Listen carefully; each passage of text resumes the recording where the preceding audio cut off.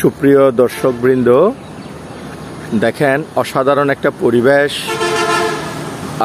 হাঁটার একটি অসাধারণ পথ, কিন্তু পাশেই দেখেন এই যে হোটেলটি রয়েছে, এটি প্রবল বৃষ্টির কারণে পানির নিচে চলে গিয়েছে।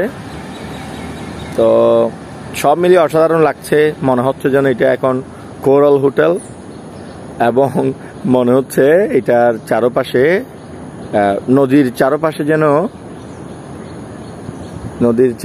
যেন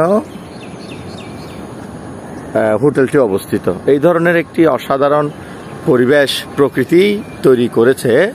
তো চলুন আজকে এই বিষয়ে আমরা কিছু ইংরেজি শিখে নিই। ক্রিস, কেমন আছো তুমি?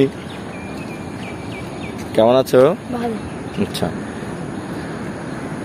এই হোটেলটি পানিতে তলিয়ে গেছে। The hotel has been flooded. Repeat after me. The hotel has been flooded. Repeat after me. The hotel has been flooded. Repeat after me. The hotel has been flooded. Okay. এটি যেন coral hotel.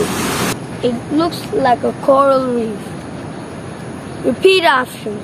It looks like a coral reef. It looks like a coral reef. মনে হচ্ছে নদীর মাঝখানে হোটেলটি অবস্থিত। Seems as the hotel is located in the middle of a lake. Repeat after me. Seems as the hotel is located in the middle of the lake.